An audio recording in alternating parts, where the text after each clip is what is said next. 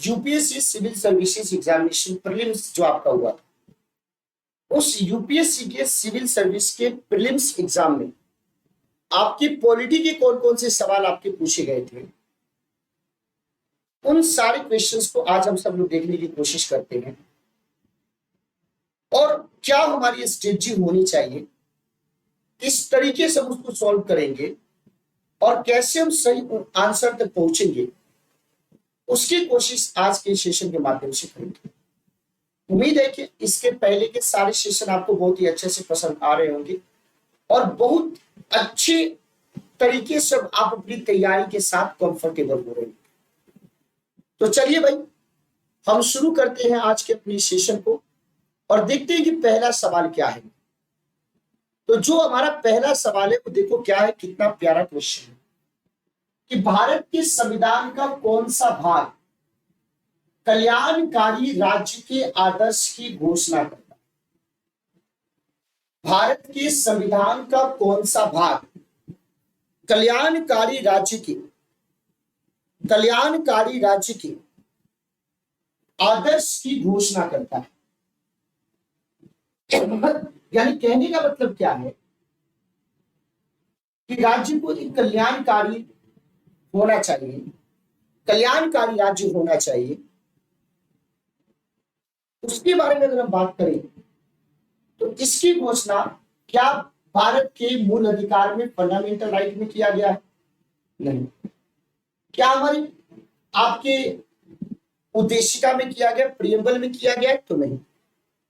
जब आप हमारी प्रियम्बल को पढ़िएगा, जब आप हमारी उद्देशिका को पढ़िएगा तो आपको ये पता चलेगा कि उसमें लिखा गया कि हम भारत के लोग भारत को एक संपूर्ण प्रभुत्व संपन्न लोकतांत्रिक समाजवादी पंथ निरपेक्ष गणराज्य बनाने के लिए, लोकतंत्रात्मक गणराज्य बनाने के लिए तथा इसके समस्त नागरिकों 3 प्रकार के न्याय, 5 प्रकार की स्वतंत्रता और 2 प्रकार की इक्वलिटी, 2 प्रकार की एकता देने के लिए।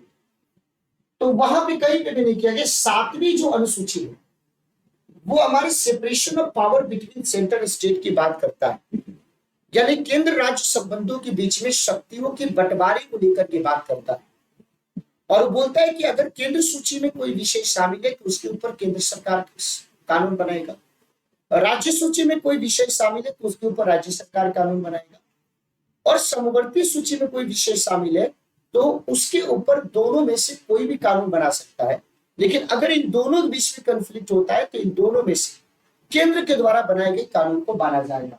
तो लोक कल्याणकारी के बारे में बात करें तो हमारे संविधान की डीपीएसपी में, संविधान के भाग 4 में, अनुच्छेद 36 से लेकर के 51 तक में यहाँ पे वेलफेयर स्टेट की बात करी गई है। इसका आंसर क्या हो जाएगा? निम्नलिखित कथनों पर विचार कीजिए, निम्नलिखित कथनों पर विचार कीजिए। बहुत सारे स्टेटमेंट्स आपके दिए गए हैं। Consider the following statements. अलग अलग बहुत सारे कथन आपके दिए गए। सवाल बोले कि इन सारे स्टेटमेंट को आप पढ़िए और इन कथन को पढ़ करके आप अपने सही उत्तर तक पहुंचने की कोशिश कीजिए। जल्दीबाजी कीजिएगा तब तो गलत हो जाएगा, लेकिन ध्यान से पढ़ोगे तो आंसर आपका सही हो जाएगा। पहला statement, the constitution of India defines it's basic structure in terms of federalism, secularism, fundamental rights and democracy। Bharat का संविधान अपने मूल ढांचे को संघवाद, पंथ निरपेक्षता, मूल अधिकारों तथा लोकतंत्र के रूप में परिभाषित करता है, तथा लोकतंत्र के रूप में परिभाषित करता है। तो आप सब लोगों को पता है कि जब थ्योरी ऑफ बेसिक स्ट्रक्चर के बारे में बात करें तो 1973 के केस में केशवानंद भारती वर्सेस केरल स्टेट में सुप्रीम कोर्ट ने ये आपके बेसिक स्ट्रक्चर की बात आपकी करी, यानी संविधान के मूल ढांचे की बात आपकी करी।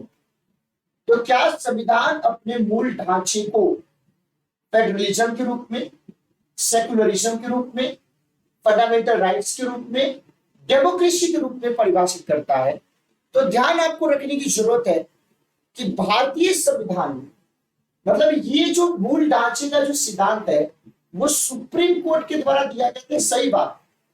लेकिन कहीं पे भी हमारे कॉन्स्टिट्यूशन में इस मूल ढांचे का, कहीं पे भी हमारे इस कॉन्स्टिट्यूशन में मूल ढांचे शब्द का प्रयोग नहीं हुआ। अगर आप ये खोजोगे कि ठीक है सुप्रीम कोर्ट के द्वारा किया गया, कॉन्स्टिट्यूशन में कहीं पे भी इस थ्योरी ऑफ बेसिक स्ट्रक्चर का कहीं पे भी आपकी चर्चा नहीं करी गई। तो सवाल पूरे कि संविधान अपने मूल ढांचे संघवाद और इस तरीके की व्यवस्था करता है तो नहीं। तो ये जो पहला स्टेटमेंट है वो क्या भी, जब हमारे संविधान में मूल ढांचे की बात ही नहीं करेगी तो कैसे करेगा भाई। तो पहला वाला जो है आपकी गलती है। दूसरा, the constitution of India provides for judicial review of to safeguard the citizens liberties and to preserve the ideals on which the constitution is basis। बोले कि भारत का संविधान नागरिकों की स्वतंत्रता तथा उन आदर्शों जिन पर संविधान आधारित है की सुरक्षा हेतु न्यायिक पुनर्वलोकन की व्यवस्था करता है। ये भी आपकी गलत है, ये बिल्कुल गलत है। ये जो आपके न्यायिक पुनर्वलोकन की बात करें उसी को हम न्यायिक समीक्षा भी कहते हैं, उसी को हम जुडिशियल रिव्यू भी कहते हैं। तो ये क्या होता है, वह शक्ति जिसके तहत कार्यपालिका के आदेश जो एग्जीक्यूटिव के ऑर्डर से और जो लेजिस्लेचर के लॉज हैं कि जो मतलब एक तरीके से उसकी संवैधानिकता है उसकी जांच कर सके और उसको नॉन कॉन्स्टिट्यूशनल पाए जाने पर उसको अवैध घोषित कर दे। लेकिन इंडियन कॉन्स्टिट्यूशन में न्यायिक पुनर्वलोकन शब्द का प्रयोग कहीं पे भी नहीं किया गया है। तो फिर से भारत का संविधान, तो ये ठीक है जुडिशियल रिव्यू की अवधारणा है लेकिन हमारी कॉन्स्टिट्यूशन में नहीं है। तो दूसरा वाला भी आपका स्टेटमेंट गलत है। तो इस तरीके से सवाल क्या बोले कि उपयुक्त कथनों में से कौन सा, तो नीदर वन नॉट टू। तो बात समझ गए। तो वो जो स्टेटमेंट वन मैंने बताया था वो भी हमारी विशेषता है लेकिन हमारे कॉन्स्टिट्यूशन में इस प्रकार की चर्चा कहीं पे नहीं करी गई। तो उसी तरीके से जो दूसरी बात है वो भी सही स्टेटमेंट के रूप में, लेकिन इंडियन कॉन्स्टिट्यूशन के संदर्भ में ये जो स्टेटमेंट है वो सही नहीं है। इसके बारे में मैंने आपको बात की। नेक्स्ट क्वेश्चन देखिए,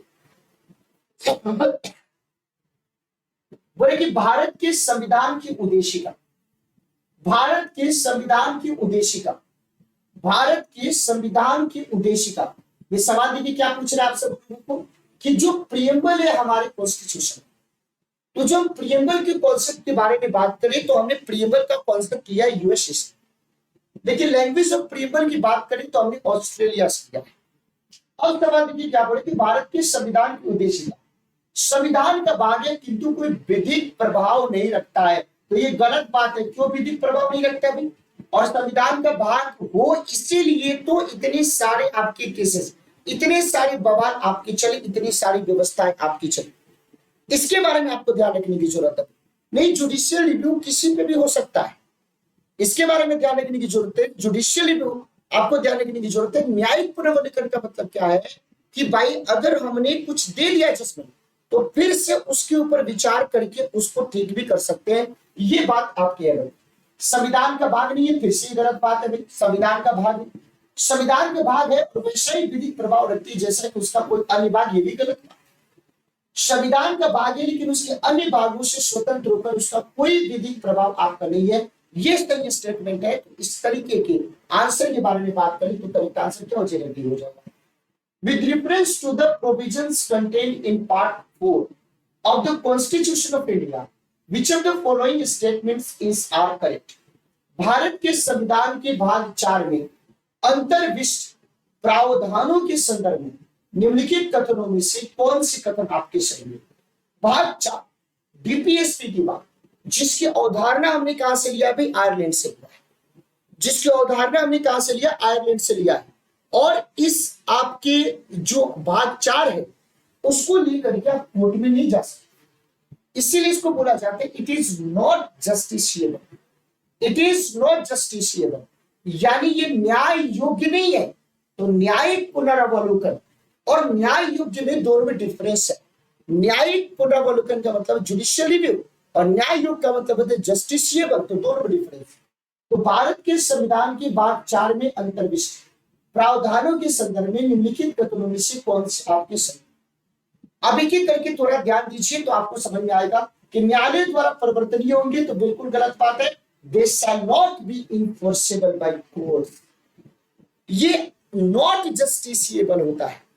आपको ध्यान रखने की जरूरत है, ये क्या होता है भाई, ये नॉट जस्टिसिएबल होता है। इसका मतलब है कि ये न्याय योग्य नहीं होता है, इसको लेकर के कोर्ट में आप नहीं जा सकते, वे किसी भी न्यायालय के द्वारा परिवर्तनीय नहीं होंगे। बिल्कुल सही बात। The principles laid down in this part are to influence the making of laws by the state, इस भाग में अधिकथित सिद्धांत राज्य के द्वारा कानून बनाने को प्रभावित करेंगे। तो दूसरा स्टेटमेंट भी आपके सही है, तो 2 और 3 आपके स्टेटमेंट सही है। तो इस तरीके से सही उत्तर के तौर पे आंसर क्या हो जाएगा भाई, डी हो जाएगा। पहला तो इसने खुद बोला कि मैं गलत हूं, हमें गलत कहा। ये पहला वाला खुद बोला कि हम गलत है, हमें गलत कहा दीजिए। सवाल देखिए क्या बोला, क्वेश्चन देखिए क्या पूछ रहा है। क्वेश्चन पूछ रहा है कि which one of the following categories of fundamental rights incorporates protection against untouchability as a form of discrimination, as a form of discrimination। ये सवाल बोल रहा है कि which one of the following categories of fundamental rights incorporates protection against untouchability as a form of discrimination। निम्नलिखित मूल अधिकारों के किस संवर्ग में अस्पृश्यता के रूप में किए गए विभेदन के विरुद्ध संरक्षण आपके समाविष्ट है। अगर आपसे सवाल पूछा जाए तो किसके विरुद्ध आपके संरक्षण समाविष्ट है, ये आपको ध्यान रखने की जरूरत है भाई, अच्छे तरीके से बताइए इसके बारे में। तो इसका आंसर क्या हो जाएगा भाई, तो देखो ये सवाल बोले कि which one of the following categories of fundamental rights incorporates protections against untouchability as a form of discrimination. तो ये शोषण के विरुद्ध तो है, स्वतंत्रता, ये जो समता का अधिकार है, ये जो राइट टू इक्वालिटी है, इज द करेक्ट आंसर। और आप सब लोगों ने पहले भी बता दिया है तो हमें कुछ कहने की जरूरत नहीं, आंसर भी हो जाए। In India separation of judiciary from the executive is enjoined by, भारत में न्यायपालिका का कार्यपालिका से पृथककरण, भारत में न्यायपालिका का कार्यपालिका से पृथककरण, भारत में जुडिशरी का आपके एग्जीक्यूटिव के साथ आपके पृथककरण, ये किससे आपके व्यादेश होता है, ये किससे प्रदर्शित होता है। अगर हम आपसे बात करें तो इसका सही उत्तर क्या हो जाएगा, आप बताइए भाई। तो कुछ नहीं भाई, तो राज्य का जो नीति निदेशक तत्व है, जो आर्टिकल 50 आप पढ़िएगा तो आर्टिकल 50 में मैंने क्या बताया, इस separation of executive from judiciary. जब आर्टिकल 50 को जब आप पढ़िएगा, जब संविधान के भाग 4 में जब अनुच्छेद 36 से लेकर के 51 तक, जब 50 तक जब आप पढ़िएगा तो आपको यहाँ पे पता चलेगा कि अनुच्छेद जो 50 है 50 है, डीपीएसपी के अंदर आपके न्यायपालिका का कार्यपालिका से पृथककरण किया गया है। तो इस तरीके से इसके करेक्ट आंसर क्या हो जाएंगे भाई, इसके करेक्ट आंसर आपके क्या हो जाएंगे, बी हो जाएंगे। तो सही उत्तर इसका क्या हो जाएगा, बी हो जाएगा भाई। नेक्स्ट क्वेश्चन देखिए क्या पूछ रहा है भाई, rights which of the following parts of the Constitution of India reflects the principles and provisions of the Universal Declaration of Human Rights। मूल अधिकारों के अतिरिक्त भारत के संविधान का निम्नलिखित में से कौन सा भाग मानव अधिकारों के सार्वभौम घोषणा 1948 के सिद्धांत और प्रावधानों को प्रतिबिंबित करता है। अगर आपसे सवाल पूछा जाए तो कौन से वो प्रोविजंस जहां पे इस तरीके के, तो देखो जो उद्देशिका है उसमें भी हमारे 5 प्रकार की लिबर्टी की बात करी गई है, 3 प्रकार की जस्टिस की बात करी गई है, 2 प्रकार की इक्वलिटी की बात करी। इसके बारे में आपको ध्यान रखने की बड़ी जरूरत है जी। तो ये सवाल क्या बोले कि तो किस किस तरीके की बात करी गई। तो जब हम उद्देशिका के बारे में बात करें तो उद्देशिका में भी हमारे 5 प्रकार की लिबर्टी की बात करी गई है, 3 प्रकार की जस्टिस की बात करी गई है, 2 प्रकार की इक्वलिटी की बात करी गई है। यानी यहां पे भी ह्यूमन राइट्स के बारे में यहां पे भी अधिकारों की सार्वभौम घोषणा के बारे में पता चलता है। दूसरा, जब राज्य के नीति के निदेशक तत्व में जाते डीपीएसपी में, यहां पे भी राज्य को क्या बोला जा रहा है, यहां पे भी राज्य को क्या बोला जा रहा है कि भाई, यहां पे भी राज्य को क्या बोला जा रहा है कि आपको क्या होना है, लोक कल्याणकारी होना है, यानी लोगों के कल्याण की सोचना है। और तीसरा जो फंडामेंटल ड्यूटी जिसको हम 1976-42 में संविधान संशोधन के अंतर्गत हमने शामिल किया, इन सारे प्रावधानों को और मानव अधिकारों की सार्वभौम घोषणा के सिद्धांत और प्रावधानों को इसके अंतर्गत देख सकते हैं। तो तीनों के तीनों स्टेटमेंट आपके सही है। तो इस तरीके से सही जवाब के तौर पे क्या दिखाई देता है, तो डी दिखाई देता है। संसदीय व्यवस्था वाली सरकार कौन होती है?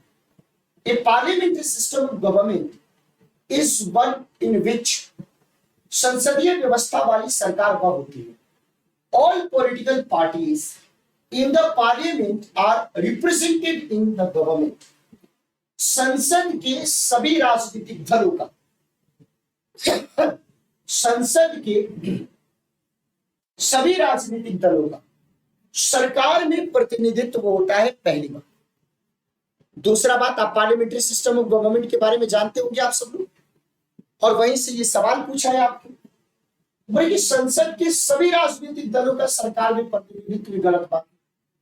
अभी के समय में हमारे देश में संसदीय व्यवस्था वाली सरकार है, तो क्या हमारी सरकार में सभी दलों का प्रतिनिधित्व दिखता है? बिल्कुल नहीं। जो गठबंधन में होते हैं या तो उनका दिखता है, पहली बात।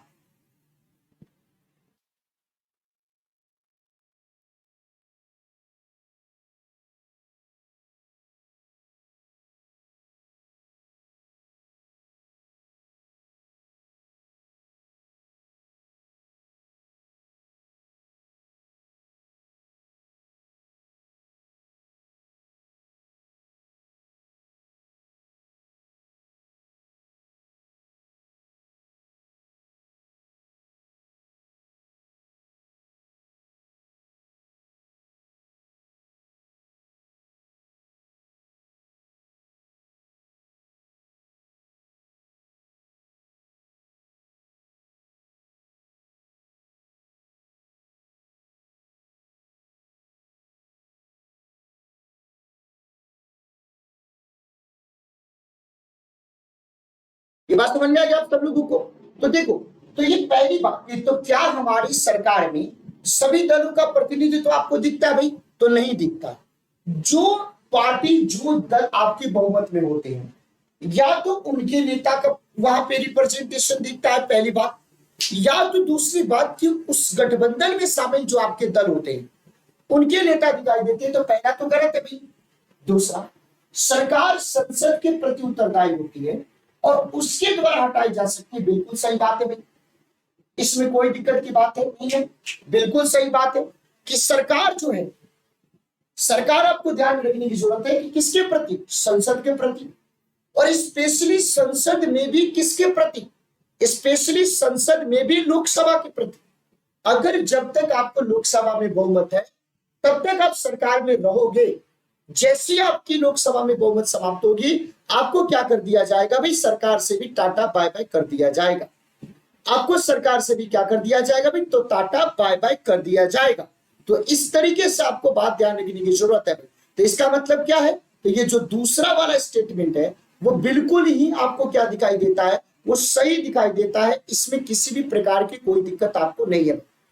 अब दूसरी बात मैं आपको बताना चाहता हूं, पढ़ना चाहता हूं, उस स्टेटमेंट को पढ़ना चाहता हूं कि वो स्टेटमेंट आपके क्या कहता है। उसको ध्यान से समझिए कि वो स्टेटमेंट आपके क्या कहता है। अब दूसरे वाले स्टेटमेंट को जब हम देखेंगे तो देखो स्टेटमेंट आपके क्या कहता है, उस स्टेटमेंट को देखिए। अभी चलो तीसरा स्टेटमेंट, सरकार लोगों के द्वारा निर्वाचित होती है और उनके द्वारा हटाई जा सकती है। ये संसदीय व्यवस्था को नहीं रिप्रेजेंट करती। संसदीय सरकार शासन की वो प्रणाली है जिसमें कार्यपालिका यानी जो मंत्रिमंडल होता है, कैबिनेट होता है, काउंसिल ऑफ मिनिस्टर्स अपने कार्यों के लिए लेजिस्लेचर यानी संसद के प्रति उत्तरदायी होता है। इसीलिए हम इसको क्या बोलते हैं? उत्तरदायी सरकार भी बोलते हैं। ये नहीं है कि सरकार लोगों के द्वारा निर्वाचित होती है, ये नहीं है भाई। ये संसदीय व्यवस्था का ये प्रमुख डेफिनेशन नहीं है। सरकार संसद के द्वारा चुनी जाती, बिल्कुल गलत बात है, संसद के द्वारा बिल्कुल नहीं चुनी जाती। अब इस सवाल देखिए, सवाल क्या पूछ रहा है कि निम्नलिखित कथनों पर विचार कीजिए। निम्नलिखित कथनों पर विचार कीजिए। सवाल बोले कि the president of India can summon a session of the parliament at such place as he see things fit। Bharat का राष्ट्रपति ऐसे स्थान पर जिसे वो ठीक समझे संसद का सत्र आहूत या आह्वान कर सकता है। जब हम अपने पार्लियामेंट को लेकर के बात करते हैं, जब हम अपने पार्लियामेंट को लेकर के बात करते हैं, तो बिल्कुल सही बात है कि संसद के सत्र को आहूत या आह्वान कर सकता है ऐसे स्थान पर जिसको वो ठीक समझे, बिल्कुल कर सकता है। तो ये पहला स्टेटमेंट आपका सही। दूसरा स्टेटमेंट कि भारत का संविधान एक वर्ष में संसद के 3 सत्रों का प्रावधान करता है, किंतु सभी 3 सत्रों का नहीं भाई, ऐसा कुछ नहीं, ऐसा कुछ नहीं, ऐसा बिल्कुल भी नहीं बोलता। ये प्रावधान है कि 2 सदन के बीच में, 2 सत्र के बीच में, 2 सदन में बोल रहा हूं इसके लिए माफ कीजिएगा आप लोग, 2 सत्र के बीच में, 2 सेशन के बीच में 6 महीने से ज्यादा का गैप नहीं होना चाहिए। ये रूल में है, ये कानून में है, लेकिन ये कानून में नहीं है कि भाई सभी 3 सत्रों का चलाया जाना अनिवार्य नहीं है, 1 वर्ष में संसद के 3 सत्रों का प्रावधान करता है, इस तरीके की कोई बात नहीं है। 2 सत्रों के बीच में 6 महीने से ज्यादा का गैप नहीं होना चाहिए। 1 वर्ष में दिनों की कोई न्यूनतम संख्या निर्धारित नहीं है जब संसद का चलना आवश्यक होगा। तो ऐसा कहीं पे भी नहीं बताया गया है कि भाई 1 वर्ष में दिनों की संख्या कितनी होगी, यह बिल्कुल भी निर्धारित नहीं किया गया। तो दूसरा वाला स्टेटमेंट आपके क्या है, गलत है। तो पहला और तीसरा सही है। तो आंसर क्या हो जाएगा, सी हो जाएगा। आंसर क्या हो जाएगा, सी हो जाएगा। राज्यसभा की लोकसभा की समान शक्ति कौन से क्षेत्र में है?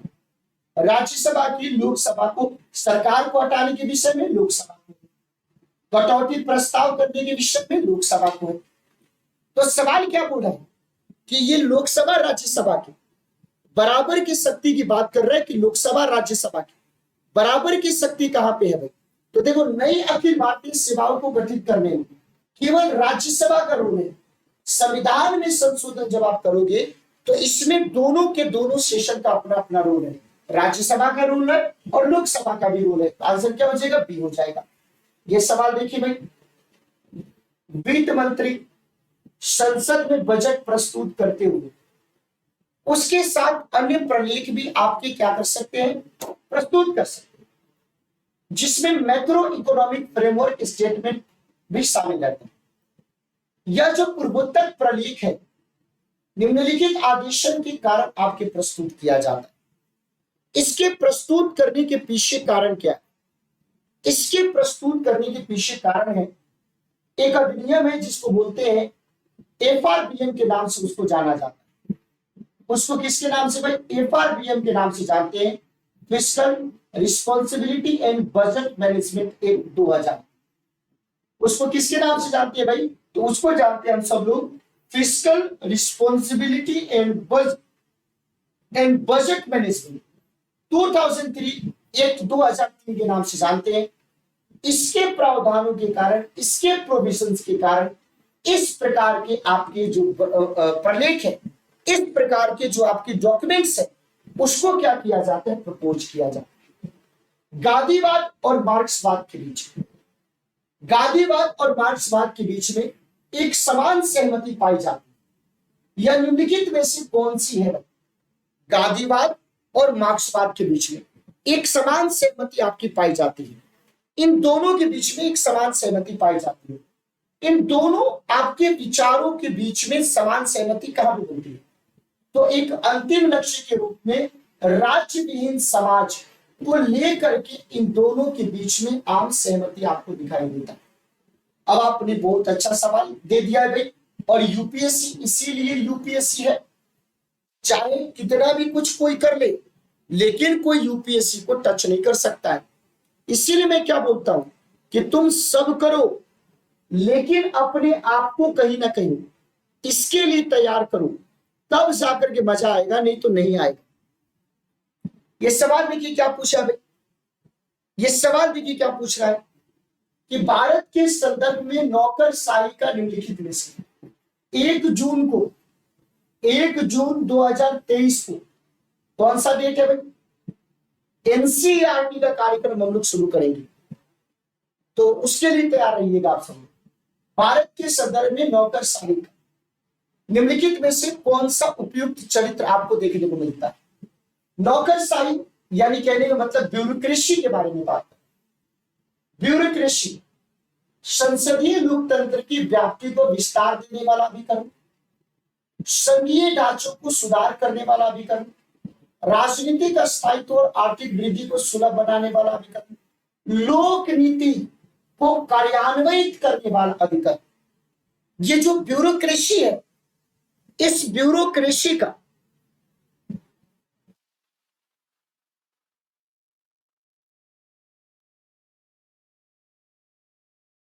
इसको आपको ध्यान रखने की जरूरत है कि ब्यूरोक्रेसी के बारे में बात करें तो ब्यूरोक्रेसी का मेन काम क्या होता है कि जो पब्लिक पॉलिसी है, जो लोक नीति है, उस लोक नीति को कार्यान्वित करना, उस लोक नीति को इंप्लीमेंट करने वाले अभिकरण के तौर पे हम इसको देख सकते हैं, हम इसको देख सकते हैं। आपको ध्यान रखने की जरूरत है। इसका सही आंसर क्या हो जाएगा, ये हो जाएगा।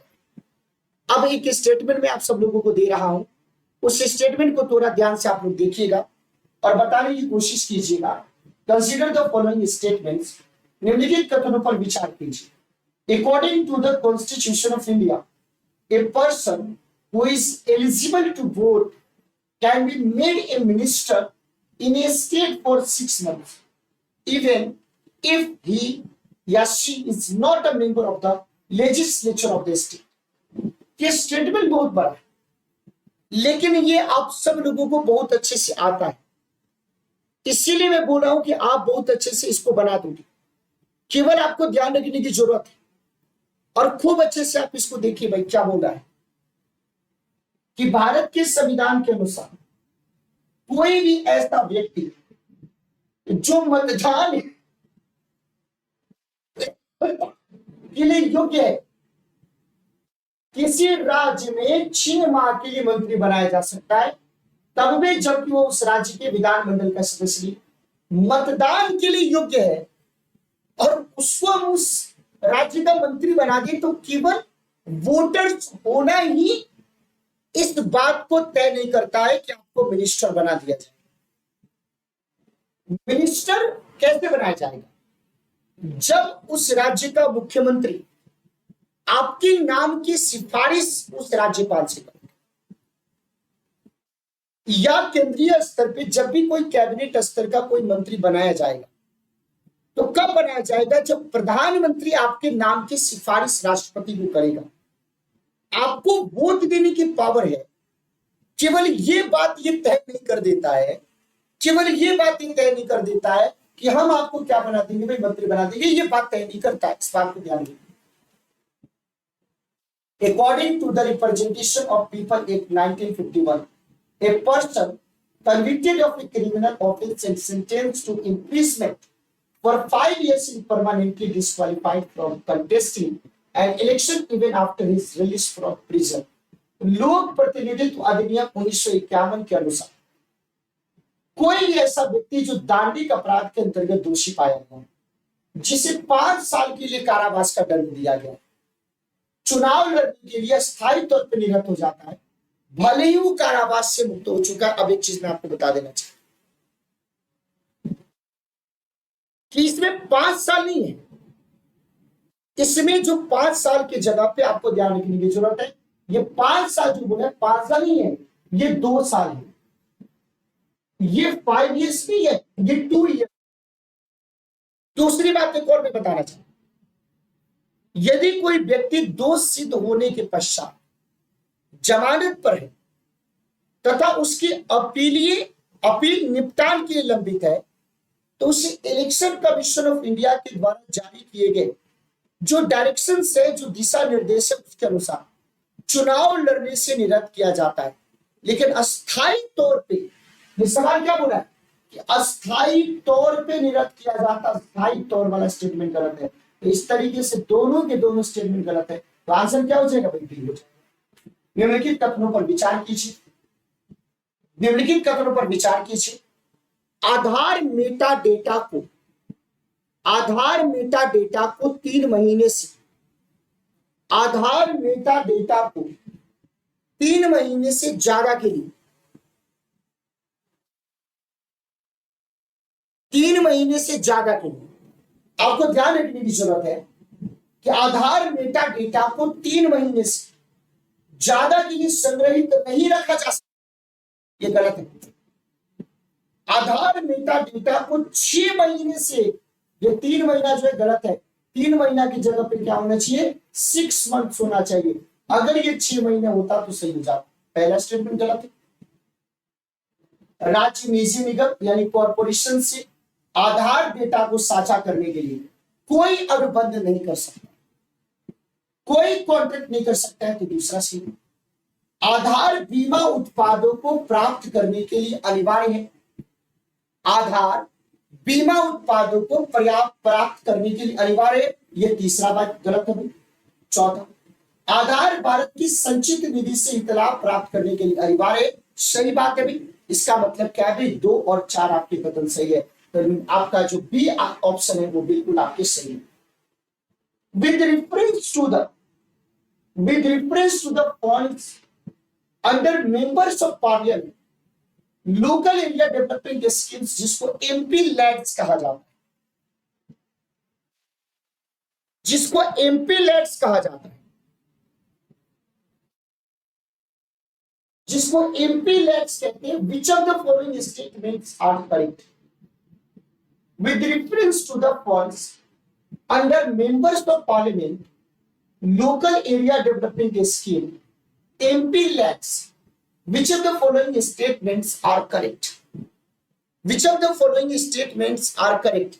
तो एमपी लैड्स से रिलेटेड अगर हम स्कीम के बारे में बात करेंगे तो इसका सही आंसर क्या हो जाएगा? एक एक करके बातों को देखिए और उसके बाद से इसको सही बताने की कोशिश कीजिए। तो जो पहला स्टेटमेंट है ये कि एमपी लैड्स जो है निधि टिकाऊ परिसंपत्ति, स्वास्थ्य, शिक्षा आदि की भौतिक आधारभूत संरचनाओं के निर्माण में प्रयुक्त हो सकता है, तो सही बात। दूसरा, प्रत्येक सांसद की निधि का एक निश्चित अंश एससी और एसटी के लाभार्थ प्रयुक्त होना आवश्यक है, ये भी स्टेटमेंट सही है। लंबा चौड़ा स्टेटमेंट सही है भाई।